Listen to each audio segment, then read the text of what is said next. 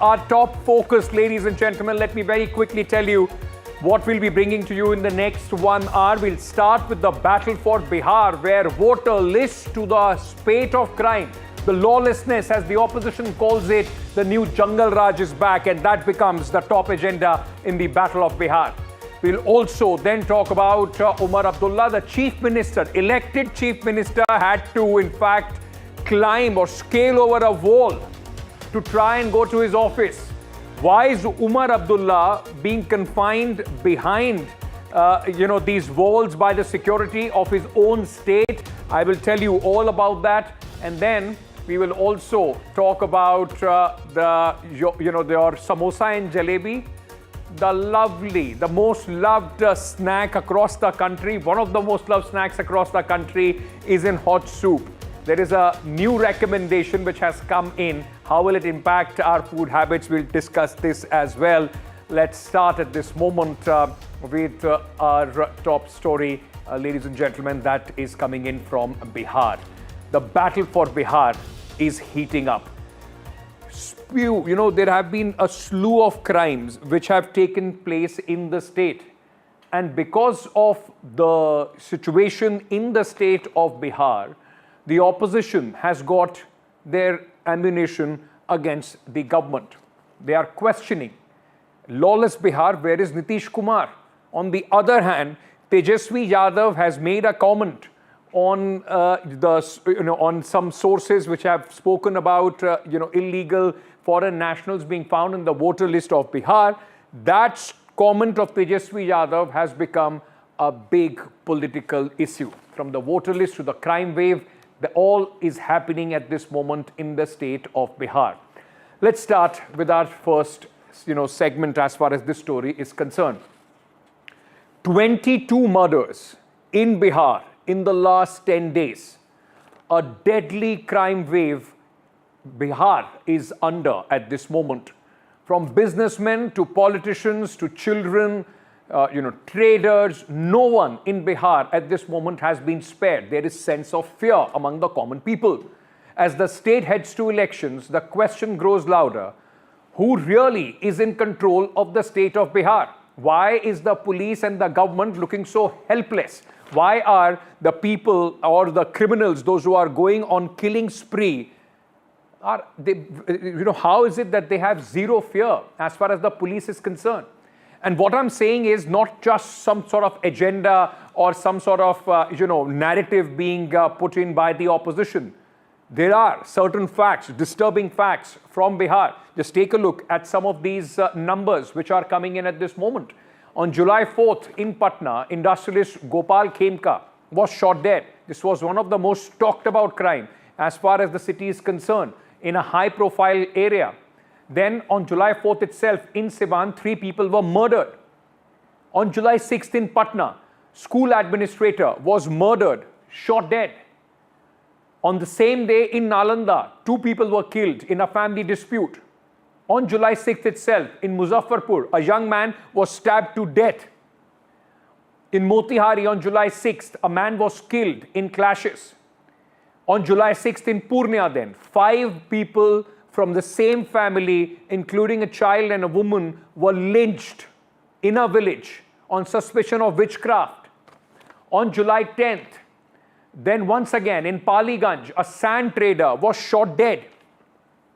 On July 12th, in Sitamarhi, a businessman was shot.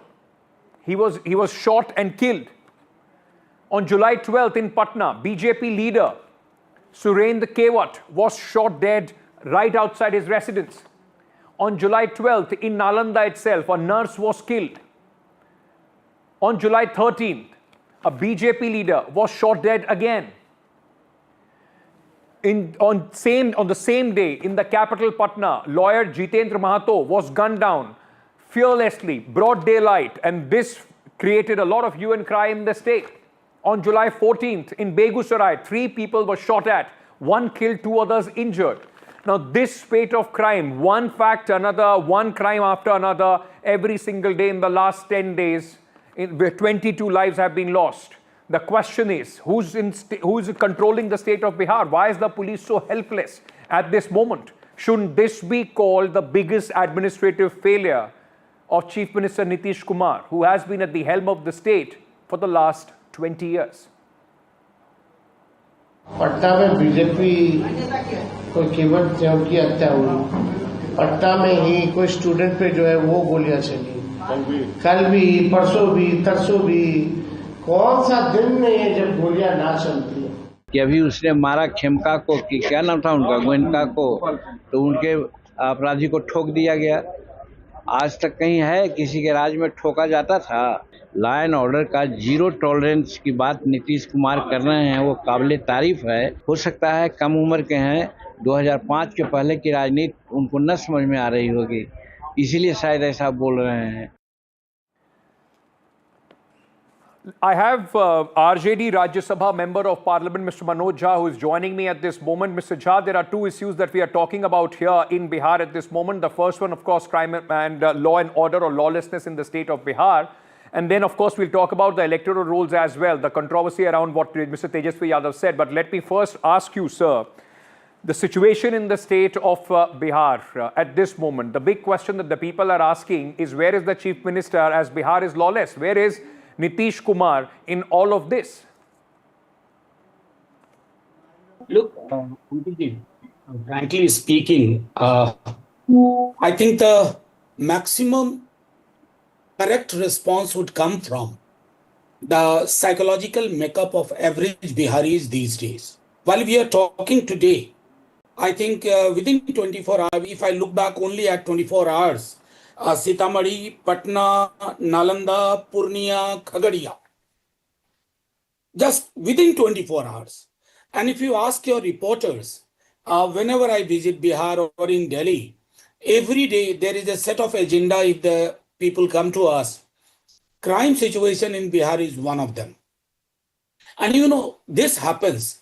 This is worrisome. This happens when more than lawlessness, I would say, the total collapse of the very idea of a state. Because lawlessness, if the state rises, if the state acknowledges, it can be dealt with. But it's a case of total collapse, where statelessness is the defining feature of this regime in last few months. And that's why the leader of opposition has been saying, has been requesting, please bring at least a sense of normalcy back to the people.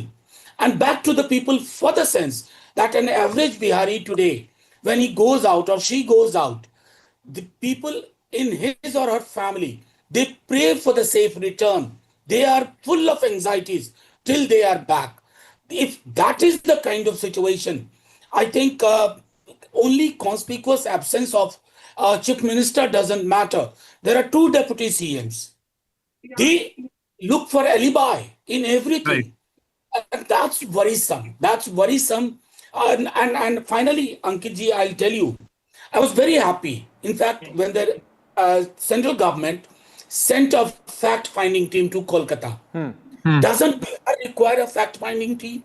Or the fact-finding teams, its nature and genesis is only visible when it involves a non-BJP ruled state or non-NDA ruled state on issues of crime and law and order, on issues of rape. We cannot allow partisan politics. But Manoj ji, you know, you were speaking about the deputy chief ministers. One of the deputy chief ministers yesterday speaking to NDTV had said that, you know, this is a conspiracy being hatched by the opposition. The spate of crime is the conspiracy being hatched by the opposition to defame the current government because the election season is on. Did you have sense of deja vu? I have sense of deja vu. When national interest, foreign theories, conspiracies, they are invoked, it talks less about those conspiracies. It talks about your incapacities, your incapabilities, your insensitivity. That's why I can only pray, because wisdom is not available. Concern and care is not available in departmental stores. It is, I pray to the God that they should have some wisdom, some sensitivity, so that they could reach out to the families and tell them, we apologize. Sir, can I then ask you, because, you know, remember 2005. Jungle Raj was one of the main issues which saw the exit of the RJD, from the power. At that point of time, Nitish Kumar came in on the plank of Sushasan Babu.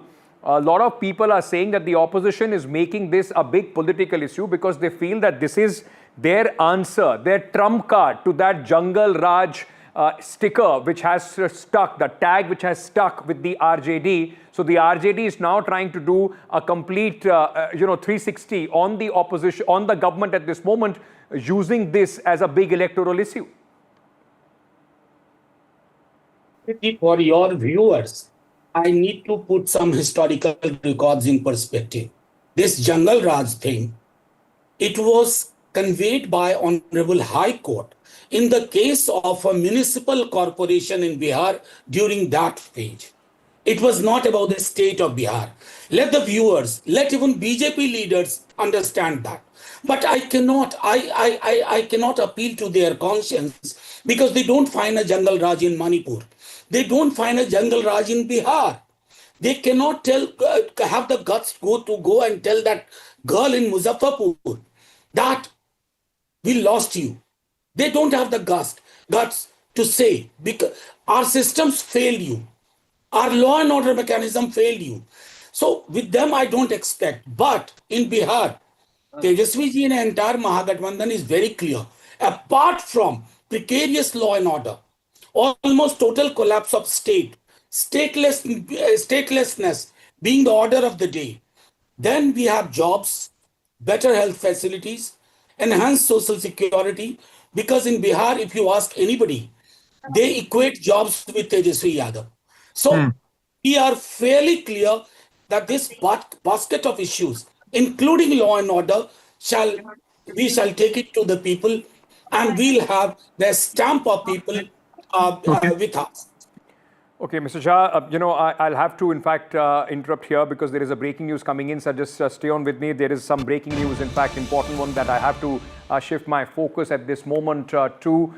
This is the latest which is coming in from the DGCA, which has now issued a mandatory modifications for the aircraft engines and components registered in India based on the airworthiness directive issued by the State of Design Manufacture. For other non-mandatory instructions, including service bulletins, service letters, and other information such as SAIB issued by the state design manufacturer. Now, this is an important news which is coming in. It has come to DGCA has said that it has come to their notice that several operators internationally as well as domestic have initiated inspection on their aircraft fleet as per the SAIB notice which was dated on December 17, 2018. Now, this is very, very important news which is coming in. Remember, all this is in the aftermath of AI-171, the Boeing plane that crashed in Ahmedabad. Let me go across to my colleague Tanushka, who is joining us with more details on this. Tanushka, just tell our viewers, what does this mean? DGCA has also asked all these inspections to be completed, by July 21st. What does this mean for the airlines and for consumers? Right, Ankit, as you've already mentioned, this is the Director General of Civil Aviation from which this official notification comes in to all Indian aircraft which operate models of Boeing, specific models of Boeing, one of them being that of Boeing 787 Dreamliner, which is the specific aircraft that was involved in this AI-171 crash in Ahmedabad. Now, the DGCA regulation at this point with this notification clearly mandates, it is not question, it is mandatory for all aircrafts to carry out with these inspections on their fuel control switches. Now, what I understand is that this is based on the airworthiness directive. Remember, we have been talking about the 2018 Federation of Aircraft Administration advisory that was out in December 2018. This is a US agency in which it says that this sort of a check would happen on 737 Boeing and 787 Boeing with respect to the fuel control switches. So taking in that FAA 2018 advisory and the special airworthiness information bulletin from 2018, the DGCA has also now directed all aircraft registered in India based on this for other non-mandatory instructions, including service bulletins, service letters, and other information issued by the state of design. Now, it is also all of checks on these aircrafts have to be completed by July 21st. Right. This is also, one can view this in tandem with, global reactions to this as well. There has been Etihad Airlines that have already in the morning, as we reported, that have called in for these inspections on their Boeing aircraft as well. South Korea has also asked their, for my understanding specific and airlines. all of the viewers, Tanushka, is it specifically for Boeing aircrafts, or is it also for Airbus and other manufacturers as well? So this DGCA notification that has just come in is just for the Boeing aircraft. And now there are a number of models that have been listed out, from Boeing model 717, 737, 747 as well. There is of course 787 mentioned in the list as well. So it does come down to these Boeing aircraft models that on which these inspections are to be conducted. Okay, Tanushka, so, all the airlines, those who are operating any Boeing aircraft of any make, will have to do these inspections, and this has to be completed by July 21st. So this can very safely be said that this is an aftermath of what has happened with the Boeing aircraft that crashed in India, and now extra caution is being sounded or being taken as far as the Boeing aircrafts are concerned with respect to their engine and airworthiness. Precisely, yes. This is a precautionary measure that DGCA has directed Indian airlines that use these specific Boeing models to go ahead with and carry on with.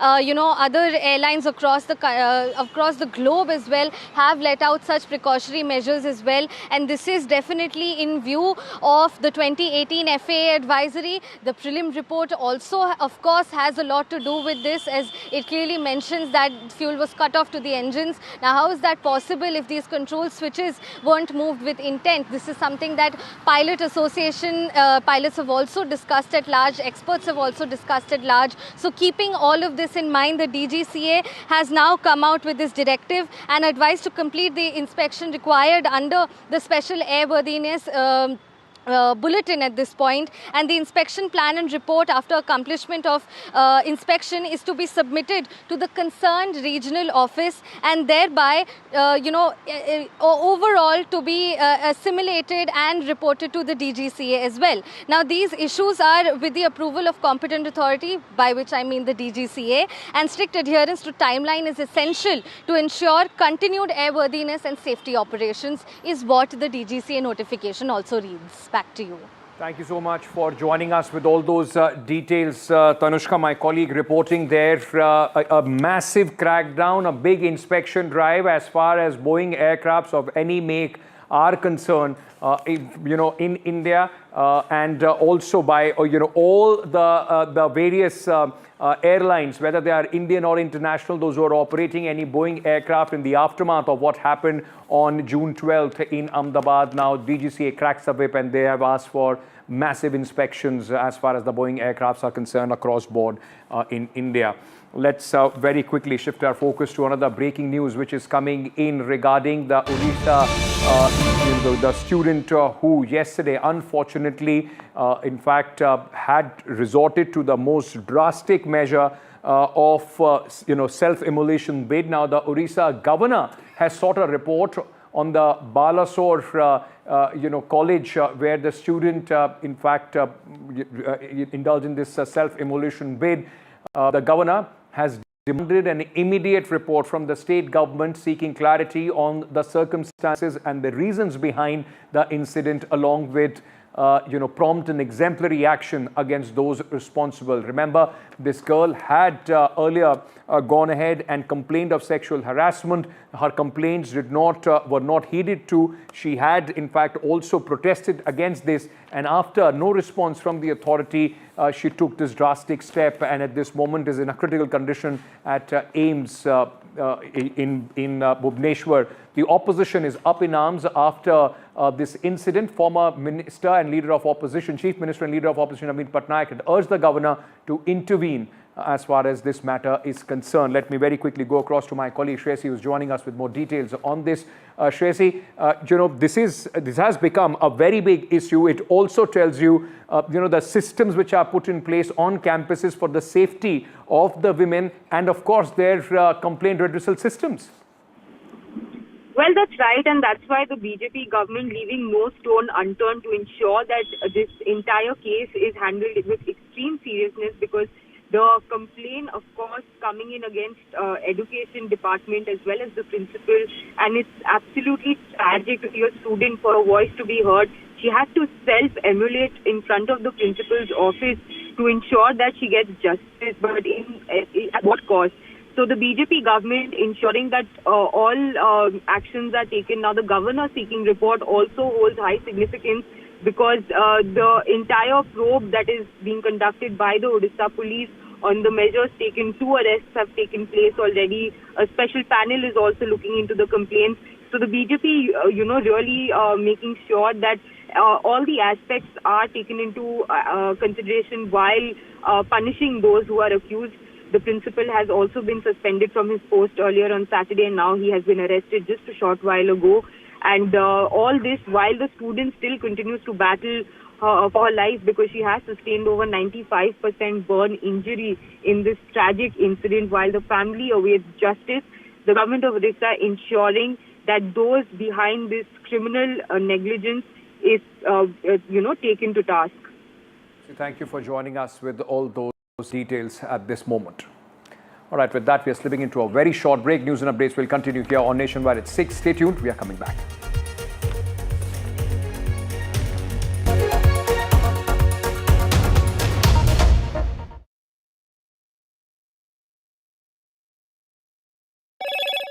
Hello, Moto.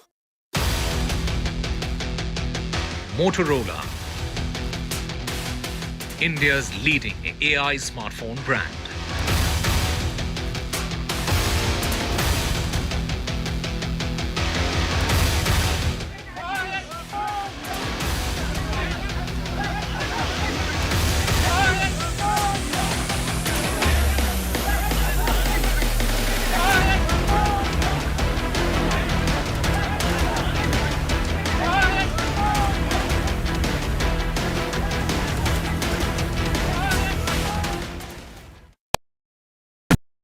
जनता के पास सवाल ही सवाल है। जवाब ढूंढने को वो देखती है न्यूज़, और देखती है यहां तो सवालों का मायाजाल है। ऊपर से ये अलग फाइट है, कोई पूरा लेफ्ट तो कोई पूरा राइट है। बीच में मुद्दे के साथ कौन है, जनता को जवाब चाहिए।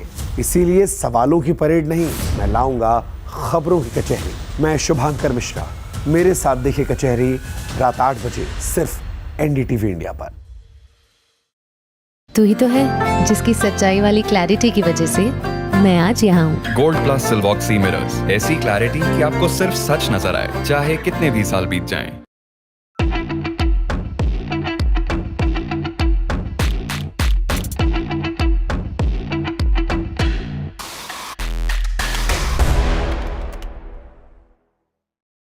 But I'd like to start this off by asking you, Vishnu, what you think about the whole question of India not having stealth fighters right now. It's a huge Everyone's problem. trying to sell them to us as well. It's a huge problem, Shiv. Let's face it, in as much as we love the Rafale aircraft and the Indian Air Force is completely vouching for it, perhaps they'd like more than 100 more. The Indian Navy has just gotten into an order for 26 Rafale M aircraft. There is a generation gap between the Rafale and the stealth. There is a good reason why a stealth platform is called a 5th generation aircraft and a Rafale is a 4th or 4.5 generation aircraft, and that is low observability. So in as much as the Rafale has brilliant sensors, both in terms of its radar, its defensive suite, its electronic warfare suite, its towed array decoy system, it is not typically a low observability platform in quite the same manner in which a stealth aircraft is. Its design form is different. And therefore, if Pakistan does have low observable aircraft, which would be the J-35, in fact, the first ones might even start entering service or coming into the PAF ahead of entering service at some time this year, then India is in trouble. So Why? this year? Wow. Yeah. Okay. The first could actually start coming in this year. They're really pushing for it. And they've gotten apparently into some agreement with the Chinese to ensure that the funding is done on very loose and terms favorable to Pakistan, as has been in the case in the past. If Pakistan starts acquiring low platforms which are low observable, in other words, stealth platforms, then that's an additional headache for the Indian Air Force, because tracking stealth aircraft requires a certain specialization. It's much more difficult. The time that you have to actually engage a potential stealth target is reduced greatly, and therefore, it's a problem.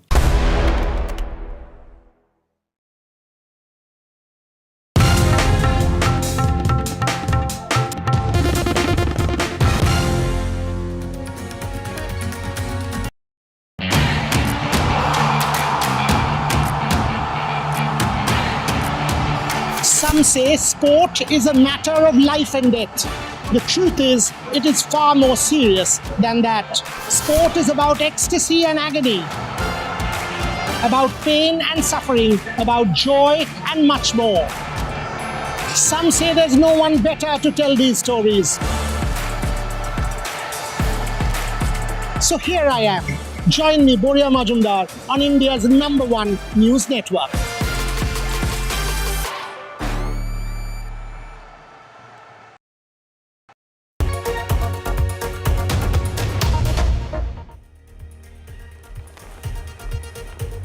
Welcome back. Let me play you some visuals which have come in from Jammu and Kashmir, where the chief minister of a state is being stopped by the police of his own state. At this moment, remember, the police is under the Lieutenant Governor.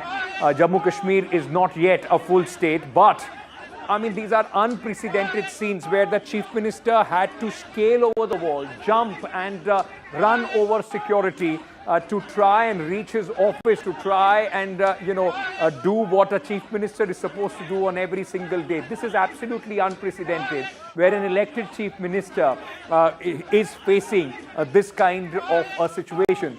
This was seen as a defiant move against the center. Jammu and Kashmir Chief Minister Umar Abdullah climbed the railing and the wall along with his cabinet colleagues to visit the martyrs' graveyard, and pay his floral tributes. Now, this day is a sensitive day. The Lieutenant Governor, in fact, decided that state political representatives should not venture out as far as this day is concerned. So what happened was that it's law versus the leaders in Jammu and Kashmir, where the elected chief minister was stopped. The allegation is that political parties and their leaders, including the chief minister, cabinet ministers, MLAs and others, have been put under house arrest by the administration run by the Lieutenant Governor. Now, let me first go across to my colleague Masoodi, who is joining me at this moment for more on this story. Nazir, as I've been saying, this is absolutely unprecedented. The chief minister, more or less against the state. It's the state's chief minister versus his own state. Well, that's what exactly Umar Abdullah said, that an unelected government has locked up elected government in Jammu and Kashmir, and he put it as tyranny of unelected in Jammu and Kashmir, quoting late Arun Jaitley. Having said that, that was yesterday when entire cabinet and chief minister were locked up. They were detained inside their home. But today, when chief minister tried to work, you can see he is being pushed by the policemen. That is something most, dramatic or the most bizarre visuals you can see. Chief minister being, manhandled or the push like this by the cops. There has been any statement from the police to all this happen. And Umar Abdullah is asking, what is under what law they stopped him? They were going to a graveyard. It's not a, prohibited to his. People have been going there every day. It used to be an official function, official holiday till 2020. And it has suddenly changed. And every government would go there, even as it has been deleted from the official calendar of holidays, public holidays. But there's a sentiment behind it. And he said these are the martyrs who had resisted. and fought against the autocratic rule and the British paramountcy. So it was a fight against the British government and their local nominees. And how can the same people who gave their sacrifice against the British rule and their nominees in Jammu and Kashmir are being today, vilified, and those who go to pay tribute to them are being treated like this? And this is going to be having a long-term impact on the politics in Jammu and Kashmir and how democracy is being seen. Like you said, it is going to have a long-term impact on the politics of Jammu and Kashmir, also on the relations between the state and the centre when it comes to the federal structure. Nazir also exclusively spoke to Umar Abdullah. Let's listen it.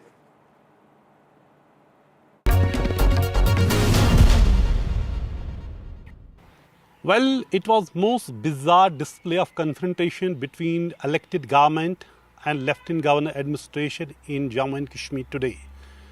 Yesterday, entire government was literally under house arrest, and what Chief Minister Umar Abdullah termed it as tyranny of unelected and elected government being locked up by the unelected government in Jammu and Kashmir. But what happened today, nobody had thought that 10 months after elections, massive participation of people in elections, reposing faith in democracy, and what happened with the Chief Minister and Cabinet today. I am joined by Chief Minister Umar Abdullah. So something nobody had thought it is going to play out like this. Jammu and Kashmir has this amazing way of confounding expectations.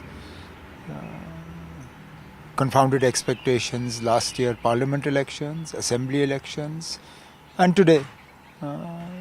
Those were positive, this one less so. But it's not about what happened to me. It's not about what happened to my ministerial colleagues. It's about the wider message you're sending to the people of Jammu and Kashmir about what democracy means. It's, how do I put it? It's almost as if you're telling the people of Jammu and Kashmir that really their voice doesn't matter, and their choices don't matter, and their sentiment doesn't matter, and their feelings don't matter. So tomorrow, if you have an election and 20% people come out instead of 60%, please remember this day and remember who to blame. Because if you are going to continue to mess with democratically elected institutions, if you are going to go out of your way to try and project them as being powerless, then don't expect a result like Delhi. I think somebody in the BJP seems to feel that if they are able to project us as powerless, tomorrow the people of Kashmir will select the BJP. They won't. They will just not select anybody. And if that is what Government of India wants, after a successful election, they want the next one to be entirely unsuccessful, then continue to behave like this. But don't blame us then for what happens. For last 10 months, we have seen there was sort of bonhomie between you and the Prime Minister. You would praise each other, Governor, and would say that Lieutenant Governor, we have good working relations. You have also not chosen the path of confrontation. You are saying, I will choose the path of cooperation. What happened? What changed in last 24 hours? Don't ask me. Ask the people who did this. Nazir, if we had been quietly allowed to go and do what we wanted to do, which was just to offer Fatiha at the graves of those martyrs, would you be here sitting and talking to me? No. Would your channel be interested? No. It would have been a non-event that would not have been reported anywhere. Please ask the idiots who did this today. What were they thinking? What was their aim? If they wanted to make a non-story into at least national story, then well done to them, yeah? Today you're sitting and talking to me where otherwise you wouldn't have been doing it. So, I mean, I honestly, I fail to understand. I've also governed J&K with control over the Home Ministry. I've been in charge of the police. I would never have taken a decision like the one that was taken today.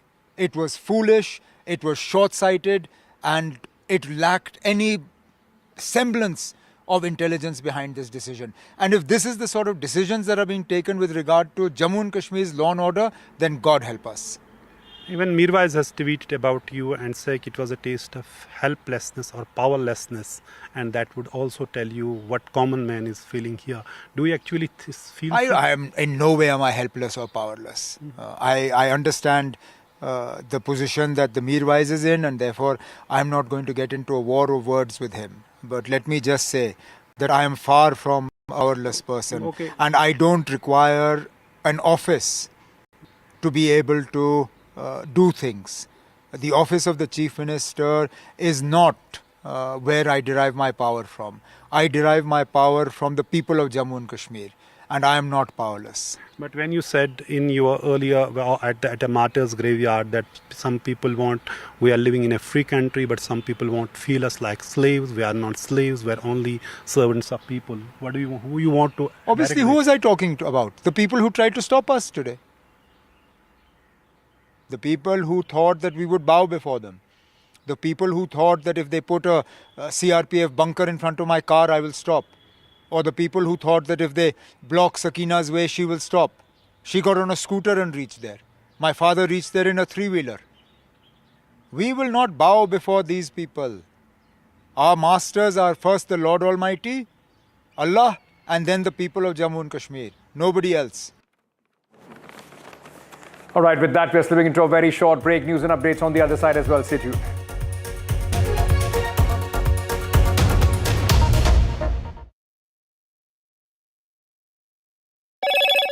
Hello, Moto.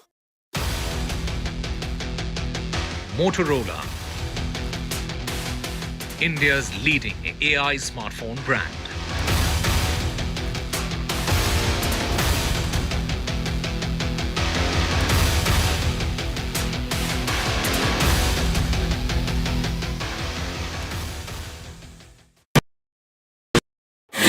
कहना इस दीवार पे इतने इश्तहार चिपके हैं कि कोई दरार नजर नहीं आती।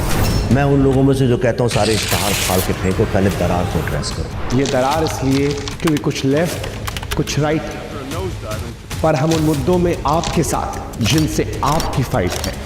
डिजिटल से देश समझा, अब टीवी पर समाधान लाना है। आइए मेरे साथ खबरों की कचहरी में सिर्फ NDTV पर। That's huge. That is a biggie. It's out of there. Gold plus clear glass, पार हो या नियर, सब कुछ दिखे क्लियर। कोई जरूरत तो उसको इंटरव्यू देने की। गायकवाड़ साहब ऐसे मत कीजिए। लोग देख रहे तो कर रहा है, लोग देख रहे तो कर रहा है। किसने हक दिया आपको हाथ उठाने का? अगर फिर से कोई ऐसी गलती करेगा तो मैं छोड़ूंगा नहीं। सर आप लाइव हैं NDTV पर। मैं सही बात कर रहा हूँ। आपकी जो आवाज है, आप मेरी आवाज ब्रेक मत कीजिए, मेरा पूरा सबने देखा है, सबने सुना है। मैं तुम्हारी बात नहीं करूंगा।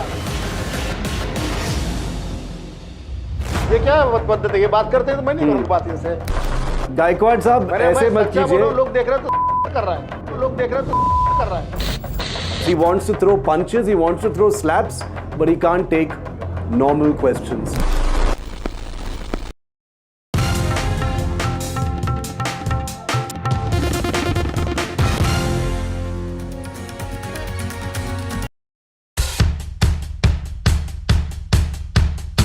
The markets move fast.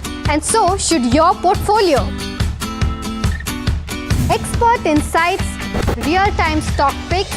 Do I buy Ola? Should I hold CDSL for the long term? Buy, sell or hold. The answers you need, straight from the experts. Callers from India and across the world. Connect live, ask, decide and invest wisely. Your portfolio, your future. Ask Profit.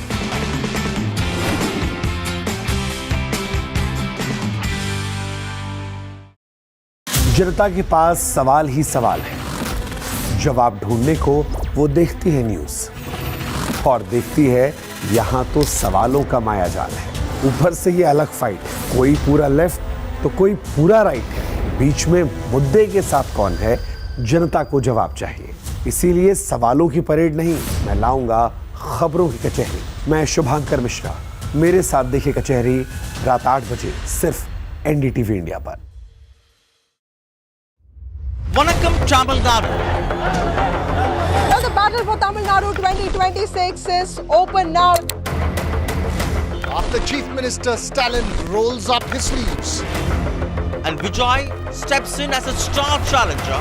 This is a mass gathering, not for cash. Meanwhile, a former Chief Minister, Edapadi Palanisamy, begins his fight back. The big comeback campaign by EPS has well and truly begun. These are all the ultimate players, and this is going to be the ultimate test.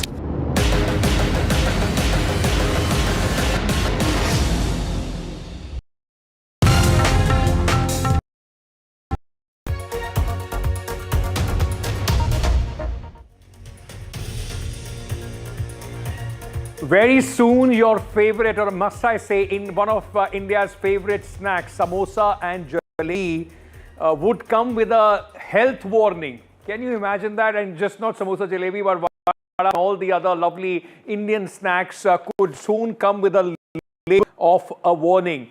Why? Because in a first of its kind move, the ministry is rolling out visual warnings for high fat and high sugar, contents of popular snacks like samosas, jalebis, pakoras, vada pav, your chai biscuits as well. They will soon carry cigarette-style health warning.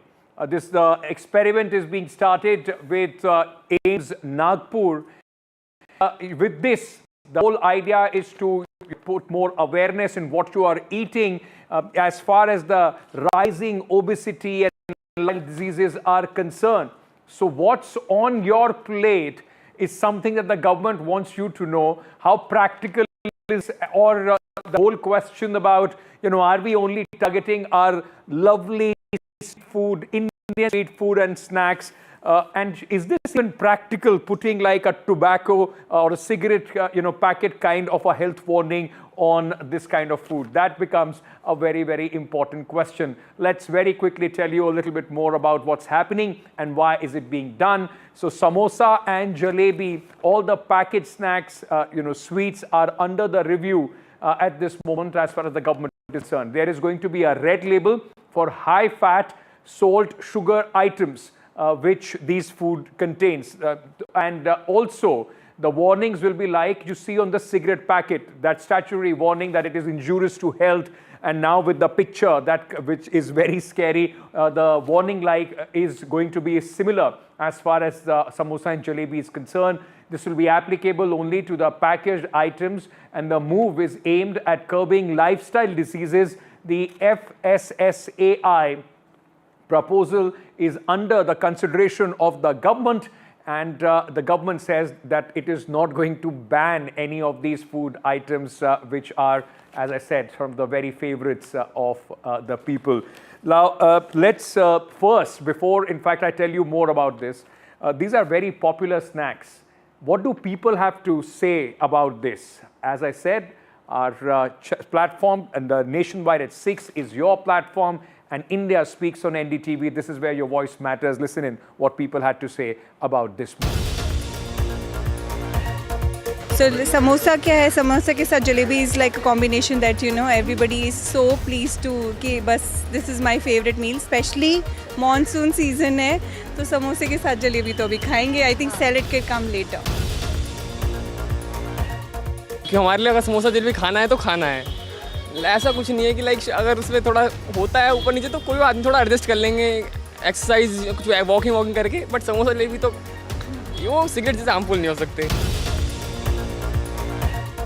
ये बहुत अच्छा है और बहुत ही ये healthy है. आप किसी भी हॉस्पिटल में जाइए, आपको हॉस्पिटल के कैंटीन्स में समोसा भी मिलेगी, जलेबी भी मिलेगी, और you will enjoy like anything. और हम तो सोच भी नहीं सकते, वी कांट थिंक कि बिना जलेबी के कोई पार्टी हो गई या समोसा के बिना कोई पार्टी हो गई. Yeah, it's a great initiative. Honestly speaking, all those jokes aside, it is very good if we can restrict ourselves with less of oil and more of salads or vegetables. And that too, if we are able to do it, I think we're going to be a lot healthier. Let us stop all the junk food items and better to go with the salads and this sprouts and everything. Then only just your health will be the better for any time. Carrot है, beetroot है, ऐसी चीज़ें खाने से अच्छा है। ये समोसों में क्या है, तेल सही नहीं रहता, और आज का तेल कल का तेल मिला के समोसे में खाते लोग, उसमें बीपी, शुगर, थायराइड सब आता उसमें। It would be a very difficult choice to do so, but if I have to be healthy and be confident, I would swap samosas with salads.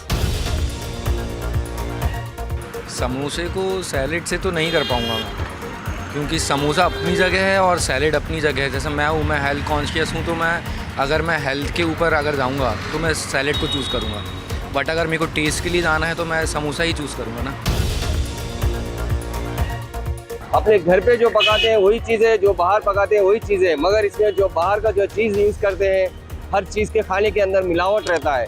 Samosa और कोई भी चीज़, बज्जी और नारियल, कौन सा भी चीज़ हो, जो ऑयल का चीज़ बनाने वाला जो भी चीज़ यूज़ करता है, ऑयल कम दाम का यूज़ करता है, इसीलिए जो जनता का जो सेहत खराब होता है, ये सोच के थोड़ा संभल के चलिए आप लोग। How can India survive without their dose of samosa, jalebi, papra, vada pav, and all the snacks? In fact, what will we do in our office parties for every small thing, just an excuse for samosa and jalebi? But nobody better to talk about this than one of the most famous, known, in fact, food writer, actor, and YouTuber. His YouTube channel, Khane Mein Kya Hai, tells you everything best to eat, the most famous from across the country. I'm being joined by Kunal Vijayakart. Kunal, thank you so much. People associate you with food, and I've been a big fan watching all the videos that you put out. Let me start by asking you, before we get into this whole controversy, what are the best places for samosa and jalebi that Kunal has seen in a long time? Well, I can tell you about Mumbai. Mumbai, we've got A1, your Guru Kripa, which are great samosas. They make over 30,000 samosas a day, so they are really good. Wow. Yes, yes. And there are some new joints which are doing some good. The place called Avaria, which has really good samosas also. And jalebis, there is a what do you call it? There is a jalebi shop behind the old Roxy Cinema, which is just damn good. They do jalebi and fafda. So fafda is a Gujarati, you know what a fafda is, no? Yeah. Yeah. So that's great. So Kunal, of course, I'm sure you love your diet of samosa and jalebi. People keep seeing you eating all that at one of the most famous places. But tell me one thing, what do you make of this new move that the government wants to come up with warning signals on your garma garam samosa and jalebi? I mean, it's an awareness initiative. What do you make of that? You know, the thing is, the question is, am I here as an expert on food or as a victim of obesity? Which is the question, you know. And while I think everybody should maintain a certain amount of health routine in their lives, you can't not eat these wonderful dishes that are created on the streets of India. Self a Punjabi samosa or gulab jamun or jalebi. I think anything in moderation is good. My thing is, don't eat 2 Punjabi samosas every day. Eat 1 Punjabi samosa every alternate day, you know. And I think it's a bit, I know obesity is a huge problem, but to compare it with cigarettes is a little unfair because there are absolutely no benefits of smoking and cigarettes. But there are huge benefits in terms of your mind, your joy, your happiness eating a samosa or a jalebi. What the government is aiming at, Kunal, the joy that you get eating samosa, they want your joy to be limited because of the effect that it would have on your body. But let me ask you this, shouldn't people know, what they are eating? So what's the harm if, there is a label, is a warning, what's on your plate should be very clearly defined. It's also a time when people want to know exactly what they're consuming. Yes, you should. But I have this theory, okay? I may be, and I'm not a scientist, I'm not an expert, but once you fry it and once you heat it, most of the bad things, as in germs and hygiene issues, are generally taken care of, okay? Unless your ingredients themselves are bad. How are we going to anywhere in the world regulate what happens on the street, in street food? You know, it's very difficult in a country like ours to regulate it. having said that, samosas have been eaten for hundreds and hundreds of years. Jalebis have been eaten for another 100 and 300, 400 years, So to completely paint them with the brush of a villain is a little unfair, is the way I look at it. But yes, you have the right to look at what is going inside the food, and it's the choice you make. If you decide to be very, very careful about how you eat, then you go to those kind of places which which you're sure of. But if you have a slightly more, gutsy stomach, I think get out and eat whatever pleases you, I don't know. There's no way we can regulate street food in this country because there's so much of it. That is true. There is so much of choice, so much of street food across the country. But let me ask you this then. On social media, it has also ignited a different kind of war, which says that, you're unfairly targeting Indian traditional street food, snacks and all. Nobody is speaking about the multi-billion-dollar chain burgers and so forth. Do you also see that, as being unfair to the Indian street food, a war between Indian street food and the Western? You can implement it in terms of making people put up boards, okay? Just look at it very simply. Like Paytm, for example, okay, as a tool, everybody's used it. So the smallest vendor has got access to something called Paytm. So there's no reason why we can't reach out to everybody and put up boards. But how many smokers have given up looking at the cigarette packet? And how many smokers have given up because of... I was a smoker, a huge smoker. I gave up 10 years ago, and not because of the packet, the pictures on the packet, because I could feel something going wrong with me. I could feel my chest and my breathing. Similarly, if you eat too much of food, oily, fatty, sweet, you're going to have to stop yourself. You've got to regulate yourself at some point of time. So putting up boards, I don't think is a solution. Educating people may be a better idea of telling people. It's like, at some point of time, somebody, and I will not take brand names, but somebody told me that a cola of a certain kind contains at least 8 tablespoons of sugar in it. Now, the minute I heard that, I think 10 times before having a soft drink. So that kind of, so give out information, tell people that this contains so many calories. Do you want to eat so many calories? Look at a samosa. Samosa is carb upon carb. There are 2 carbs, deep fried. So I think education is better. You put up boards. I have nothing against putting up boards, but will it work? I do not know. No, because when I'm hungry, I'm subah ko nashta karne ja raha hu, on my way to office, I've gotten out of the railway station and there is somebody frying hot vadas in front of me. And I'm going to stop and look at the board and say, yeah, I don't know. That's true. But do you also see this as a war between Vada Pav and burger, as many are calling this, because they believe that this will unfairly target Indian sweets or snacks?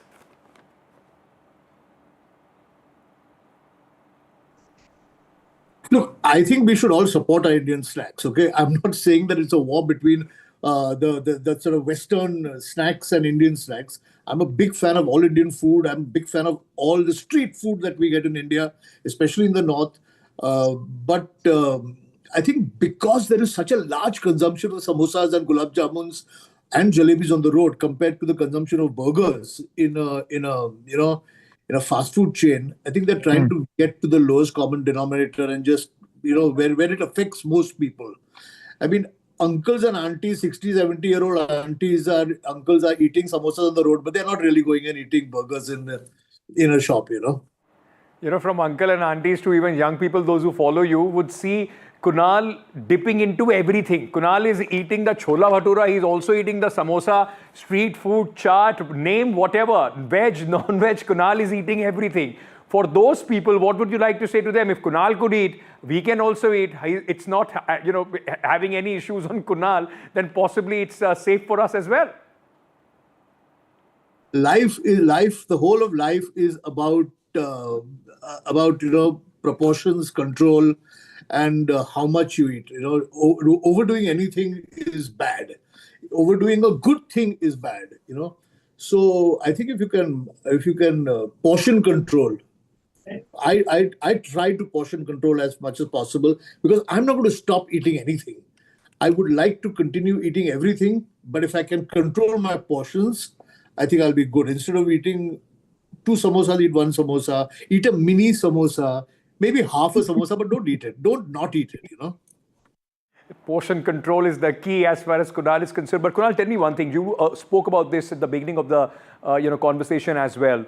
You've struggled also with weight and obesity and food habits and so on and so forth. And for somebody who makes his living, eating on the street, eating out, how has that struggle been for you?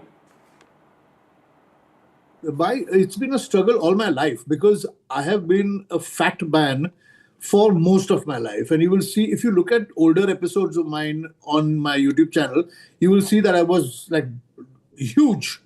And then over a period, after having done all these episodes, eating everywhere, I've still managed to lose weight.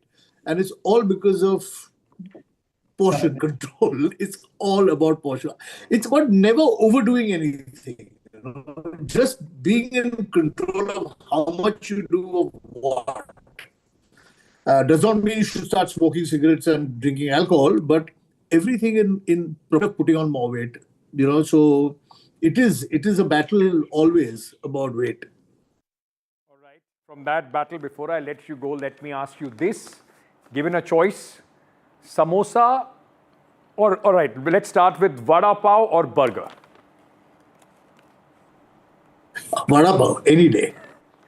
Okay. Samosa or taco? Samosa, and not only a Punjabi samosa, a keema samosa, a ghugra, green pea samosa. Great. Indian food is the greatest food in the world. Okay, jalebi or some sort of western pies, apple and so forth. Okay, now you got me. I really like pies, that's why. But jalebi with rabdi, I can't avoid that. You have to have rabdi on the jalebi. All right, Kunal, always a pleasure. Thank you so much. After speaking to you, I feel hungry. I think I'm craving that small portion of samosa or jalebi that we were talking about. Thank you so much for speaking to NDTV. That's all the time that we have in this edition, ladies and gentlemen, of Nationwide at 6. We'll come back tomorrow, same time, same place. Do tune in. Thank you so much for speaking.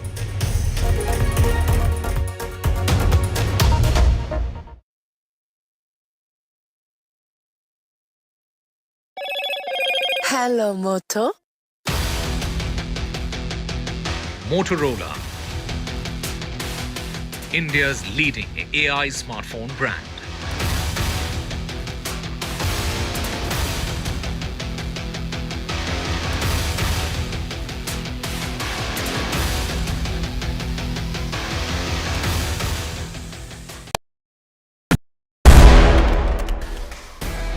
Well, in the latest episode of Control All Defense, we are talking about a platform that all of you want to hear about, the Tejas. The big question, we do know it's a great platform, but is it of use for the Indian Air Force going into the future? How relevant will it remain?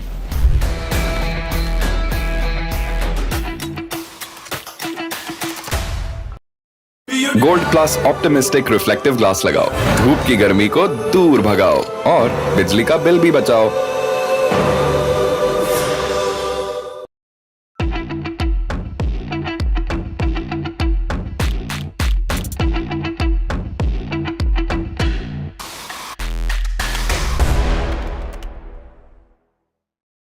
But I'd like to start this off by asking you, Vishnu, what you think about the whole question of India not having stealth fighters right now. It's a huge Everyone's problem. trying to sell them to us as well. It's a huge problem, Shiv.